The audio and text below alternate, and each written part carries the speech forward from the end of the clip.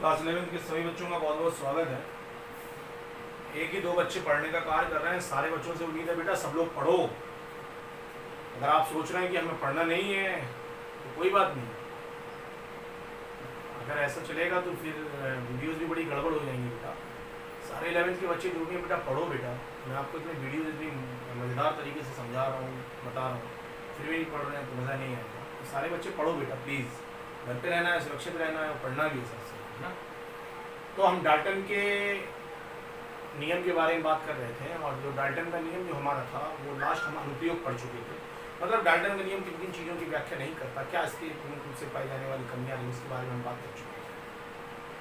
अगला टॉपिक जो हमारा आता है वो है डाल्टन के परमाणु सिद्धांत की सीमाएं, मतलब कितने हद तक डाल्टन के नियम को हम लगाने का कार्य कर सकते हैं। तो यहाँ से हम टॉपिक को स्टार्ट कर रहे हैं। तो यह नियम रासायनिक संयोग के उन्हीं नियमों को स्पष्ट कर सका जो द्रव्य के द्रव्यमान पर आधारित है। द्रव्य का द्रव्यमान मतलब एक नियम प्रमुख रूप से था कि प्रमुख रूप से पाए जाने वाले प्रत्येक जो द्रव्य होगा ना, जो प्रत्येक पदार्थ होगा उसका एक निश्चित द्रव्यमान होगा, जिसको आप प्रमुख रूप से क्या करते हैं, रासायनिक अभिक्रिया के फलस्वरूप अभिकारक से उत्पाद के रूप में परिवर्तित करने का क्या करते हैं, कार्य करते हैं। तो यह नियम केवल वहां लागू होने का कार्य करता है जहां पर प्रमुख रूप से हम द्रव्यमान या द्रव्य के द्रव्यमान के बारे में क्या करते हैं, बात करते हैं।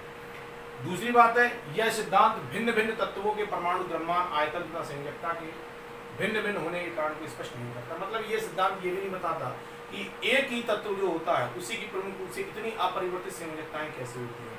परिवर्तित संयोजकता आगे जब हम पढ़ाएंगे संयोजकता के चैप्टर के बारे में बताएंगे तो भैया ये नियम ये भी नहीं बता पाए कि परमाणु का द्रव्यमान अलग अलग क्यों होता है, या दो अलग अलग तत्वों का परमाणु द्रव्यमान एक ही कैसे हो जाता है, इसके बारे में प्रमुख रूप से व्याख्या नहीं करता। और आयतन के बारे में व्याख्या नहीं करता। संयोजकता के अंतर्गत अंतर आने वाले परिवर्तन को भी यह प्रमुख रूप से स्पष्ट करने का कार्य नहीं करता। अगला आ जाओ, लिखा यह सिद्धांत तत्वों के संयोजन से अणु किस प्रकार बनता है, मतलब किस प्रकार से दो परमाणु आपस में जुड़ते हैं, अणु का निर्माण करते हैं। यह सिद्धांत इसके बारे में भी कोई स्पष्टीकरण देने का कार्य नहीं करता। आगे आ जाइए, यह सिद्धांत परमाणु तथा अणु को बांधे रखने वाली प्रकृति को स्पष्ट नहीं करता। मतलब ये नहीं बताता कि कैसे परमाणु प्रमुख रूप से आपस में जुड़कर अणु बनाते हैं, अणु कैसे आपस में जुड़कर प्रमुख रूप से किसी पदार्थ या तत्व के निर्माण का क्या करते हैं, कार्य करते हैं। इसकी भी व्याख्या प्रमुख रूप से इस सिद्धांत के द्वारा नहीं की जा सकती। अगला आ जाइए, यह सिद्धांत अणु परमाणु के मध्य अंतर स्पष्ट नहीं करता। मतलब ये नहीं बताता कि अणु अलग है कि परमाणु अलग है कि दोनों एक ही, इसके बारे में कोई व्याख्या नहीं करता।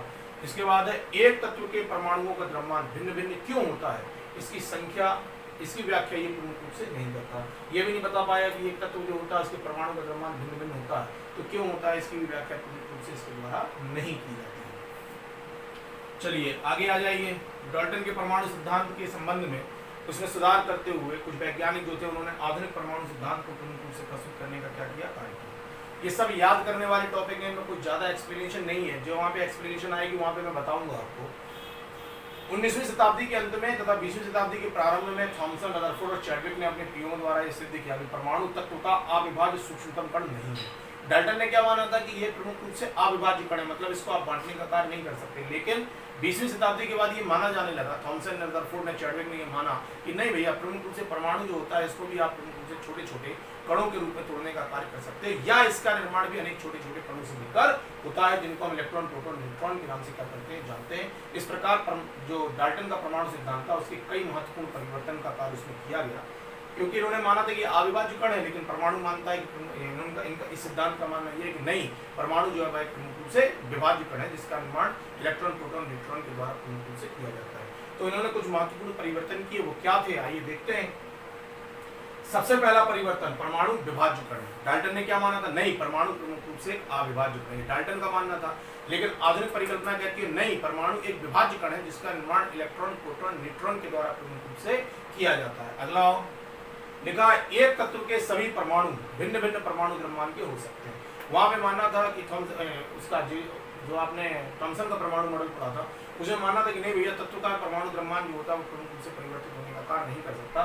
लेकिन यहाँ पे प्रमुख रूप से आधुनिक परिकल्पना कहती है नहीं, एक तत्व का परमाणु द्रव्यमान जो होता है वो अलग अलग हो सकता है। जैसे हाइड्रोजन के अंतर्गत बात करें तो हाइड्रोजन के 3 समस्थानिक पाए जाते हैं, पढ़े क्लास 10th में, प्रोटियम, ड्यूटेरियम और ट्राइटियम, 1H1, 1H2, 1H3।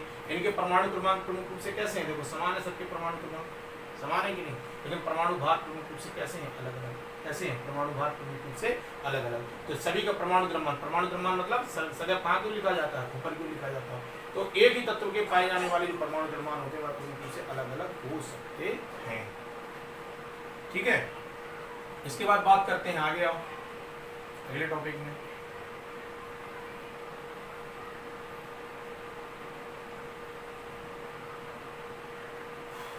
अगले टॉपिक पे देखो, भिन्न भिन्न तत्वों के परमाणु द्रव्यमान समान भी हो सकते हैं। वहां मानना था कि नहीं भाई भिन्न भिन्न तत्वों के परमाणु द्रव्यमान कैसे समान हो जाएंगे, नहीं मान सकते थे ना।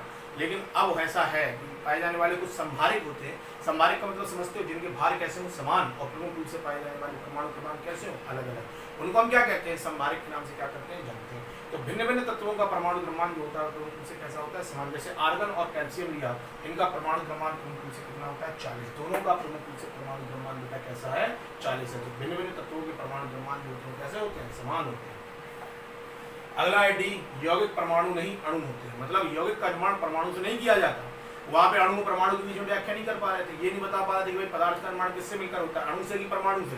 लेकिन आधुनिक परिकल्पना कहती है नहीं, यौगिक का निर्माण जो होता है ना, यौगिक का निर्माण प्रमुख रूप से अणु से होता है, परमाणु के द्वारा नहीं किया जाता। अगला आ जाओ, अगला पॉइंट है तत्वों का मूल लक्षण परमाणु क्रमांक ना कि परमाणु द्रव्यमान। ये बहुत इंपॉर्टेंट पॉइंट है। इसमें हम आपको एक मोजले का प्रयोग पढ़ाएंगे, जब पढ़ाएंगे आगे पढ़ाएंगे टॉपिक में तो आएगा। मोजले नामक वैज्ञानिक ने कहा था कि तत्व का जो मूल गुण है वह प्रमुख रूप से परमाणु क्रमांक होता है, ना कि परमाणु द्रव्यमान। इसी प्रयोग को मोजले के प्रयोग के नाम से क्या करते हैं, जानते हैं। प्रारंभ में ये मानते थे, डाल्टन का भी मानना था कि परमाणु द्रव्यमान तत्व का मूल गुण है, लेकिन परमाणु क्रमांक प्रमुख रूप से तत्व के मूल गुण के रूप में क्या करता है, कार्य करता है। इसके बाद है परमाणु अविनाशी नहीं है। मतलब परमाणु को हम नष्ट करने का कार्य नहीं कर सकते, ना उसको उत्पन्न कर सकते हैं, लेकिन नाभिकीय विखंडन की क्रिया भी कर सकते हैं। नाभिकीय विखंडन क्या होता है, क्लास 9 में पढ़ा था। जब कोई पाया जाने वाला बड़ा कण जो होता है वह छोटे छोटे कणों के रूप में टूटने का क्या करता है, कार्य करता है। इस क्रिया को हम नाभिकीय विखंडन की क्रिया के नाम से क्या करते हैं, जानते हैं। तो ये मानना था कि प्रमुख रूप से नाभिकीय विखंडन की क्रिया के फलस्वरूप पाए जाने वाले परमाणु को एक स्वरूप से दूसरे स्वरूप के रूप में परिवर्तित करने का कार्य कर सकते हैं। अगला आ जाओ, लिखा है रासायनिक अभिक्रियाओं में परमाणु में इलेक्ट्रॉन का आदान प्रदान होता है। मतलब वहां पे मानना था डाल्टन का कि किसी भी रासायनिक अभिक्रिया के अंतर्गत कौन भाग लेता है, तो आपने लिखा था किसी भी रासायनिक अभिक्रिया के अंतर्गत परमाणु भाग लेता है। तो इन्होंने कहा रासायनिक अभिक्रिया में परमाणु भाग तो लेता है, लेकिन परमाणु में उपस्थित जो इलेक्ट्रॉन होते हैं ये किसी रासायनिक अभिक्रिया के अंतर्गत प्रमुख रूप से भाग लेने का क्या करते हैं, कार्य करते हैं। इस प्रकार से प्रमुख रूप से आधुनिक परिकल्पना या आधुनिक परमाणु के सिद्धांत को प्रस्तुत करने का कार्य किया गया है। तो मुझे लगता है सारे बच्चों को ये सारे टॉपिक समझ में आ रहे होंगे। बेटा जो भी समझ में ना आ रहा हो उसको पूछ लेना है, डिस्कशन कर लेना है, लेकिन हमें उसको पढ़ना है। ऐसा नहीं है उसको नोटबुक बनाना है, क्योंकि कभी भी मैं आपका टेस्ट ले सकता हूँ, बताऊँगा। और 100% इस चैप्टर के पूरे होने के पहले मैं आपको करीबन 2 टेस्ट जो है वह से लेने का कार्य कर लूँगा। तो मैं सारे बच्चों से ये आशा करता हूँ, सारे बच्चे बेटा जितने भी हैं प्लीज़ आप घर पे रहो, पढ़ो बेटा, ज़रूर पढ़ो, और मेरे साथ साथ मेरे चैनल को सब्सक्राइब भी कर लो, वीडियो को लाइक भी कर लो, इन सारी चीज़ों को आप नोट भी कर लो। ये चीज़ें आपके लिए बहुत ज़रूरी हैं। और इसी आशा के साथ मैं पुनः आपके सामने नए वीडियोस के साथ उपस्थित होगा। चैनल अगर सब्सक्राइब करोगे तो नए वीडियो आपको से बड़ी आसानी के साथ मिल जाएंगे। तब तक के लिए बहुत बहुत धन्यवाद, बहुत बहुत आभार आपका। Thank you.